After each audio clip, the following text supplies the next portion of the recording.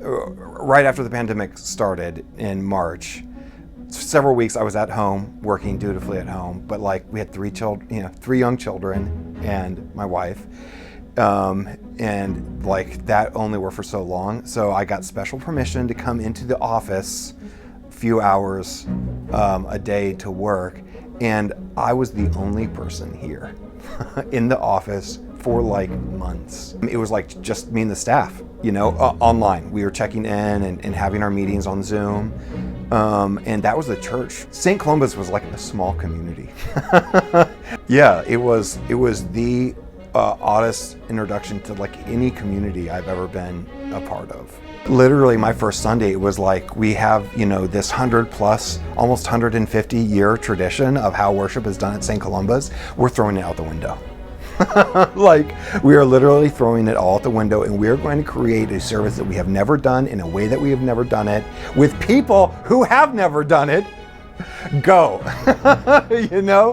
and so I think that there's like two types of reactions, which are both understandable. And one is to like tense up and to seize and be like, I didn't sign up for this. But the staff is just impossible to overemphasize how open and supportive the staff is to like new creative stuff.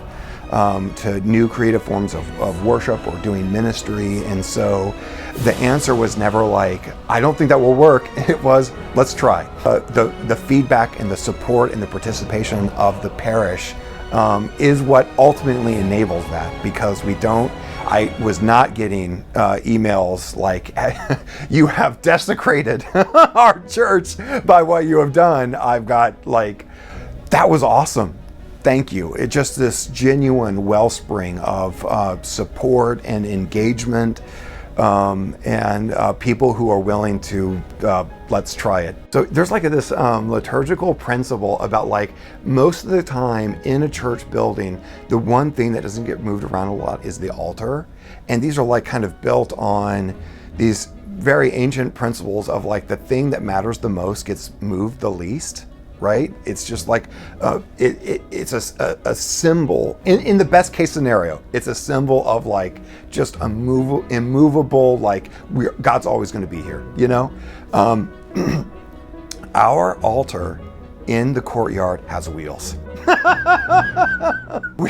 we will have service at 8 o'clock with the altar in one position and then like move it somewhere else. That is a perfect image for what worship has been like here. It's a movable feast. There's a movable altar where the people of God are willing to like respond as things change. We are a people of hope. We are a people of love. And so our posture toward the world, no matter what the world is, will be this. No matter if the world is a place of violence, we return peace. It grounds us. It centers us. It propels us into the world to be people that ultimately live God's love.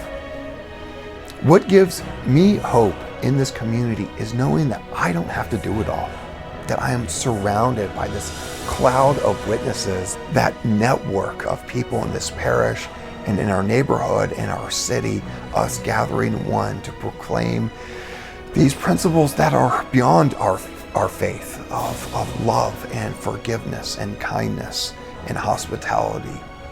That to me is the great significance of Together in Hope.